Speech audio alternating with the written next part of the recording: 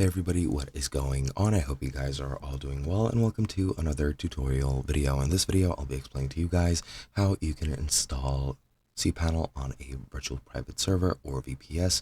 So let's get right into it. Now, of course, what you're going to need for this is you're going to need a VPS, which you can purchase wherever you would like.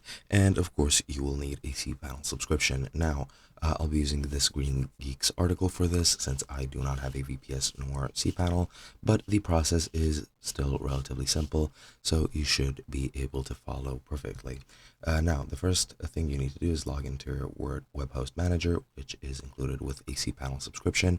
And to do this, you're going to need to enter through your IP address for your virtual private server, which you can find on your hosting account. However, when you make a VPS account, you should be informed on what your IP address for the server is. And if you just open up an account, you do need to reverse DNS, so just keep that in mind. But yeah, once you find your IP address, you're going to need to input this into a new tab on your browser in the URL bar. Just input all of this text here, and as you can see, you're going to need to change your IP address over here into the IP address you got. :2087 is the port number for the IP address to route it to the web host manager login. So input that, and then you should be good.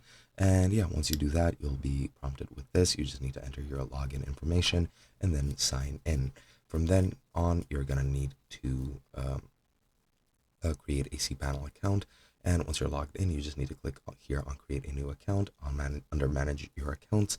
And you just need to enter the domain name, username, password, and confirm the password as well, and the email you want to use for this account. Of course, you must keep track of this information. And yeah, then that's pretty much it. You can just go through the rest of the settings, and you can change pretty much most of these settings after you create an account, except for the domain username and password, I'm pretty sure.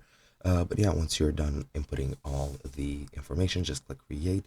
And then once you create that, you can just click here to go to cPanel in the top right, and you should be good to go. And that is pretty much it. Hope you guys enjoyed, and I'll be seeing you guys in another video.